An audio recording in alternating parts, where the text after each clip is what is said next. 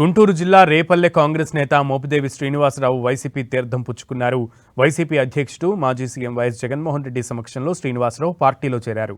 తాడేపల్లిలోని వైఎస్ఆర్సీపీ కేంద్ర కార్యాలయంలో శ్రీనివాసరావుకు వైఎస్ఆర్సీపీ కండువా కప్పి పార్టీలోకి ఆహ్వానించారు వైఎస్ జగన్. మోపిదేవితో పాటు మరికొంతమంది కాంగ్రెస్ నేతలు వైసీపీలో చేరారు. అందరినీ ఆహ్వానించి పార్టీ కోసం పనిచేయాలని వైఎస్ జగన్ పిలుపునిచ్చారు. మోపిదేవి శ్రీనివాసరావు వైఎస్ఆర్సీపీ కుటుంబ సభ్యుడిగా వచ్చారని, తన మీద నమ్మకం ఉంచి పార్టీలో చేరారన్నారు వైసీపీ అధినేత జగన్. శ్రీనుకి అన్ని రకాలుగా న్యాయం చేస్తారని జగన్ భరోసా ఇచ్చారు.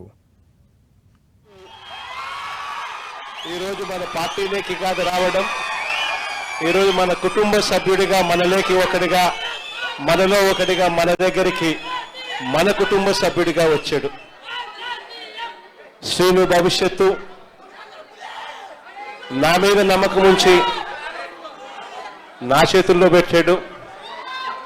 శ్రీనుకు అన్ని రకాలుగా న్యాయమే చేస్తాను, మంచే చేస్తాను అని ఈ సందర్భంగా అందరి సమక్షంలో కూడా చెప్తా ఉన్నాను. రేపల్లె నియోజకవర్గంలో మోహన్ యువకుడు, ఉత్సాహవంతుడు, బాగా గట్టిగా కష్టపడడానికి ముందుకొచ్చాడు. మోహన్కు మీ అందరి మద్దతు ఉండాలి.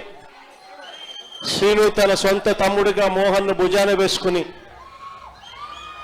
మోహన్ను గెలుపు బాధ్యతలు కూడా శ్రీనునే తన భుజస్కంధాల మీద వేసుకుని తను గెలిపించే బాధ్యతలు కూడా తీసుకుంటా ఉన్నాడు. శ్రీను చేసే ఈ మంచిని జగన్ ఎన్నటికీ మనవడు. మనం అధికారంలోకి వచ్చిన తర్వాత శ్రీనును సంతోషపడే విధంగా అదే చట్టసభలో పక్కనే కుర్చీ వేసుకొని మళ్ళీ కూర్చోబెట్టే కార్యక్రమం జగన్ చేస్తాడని కూడా ఈ సందర్భంగా చెప్తాను.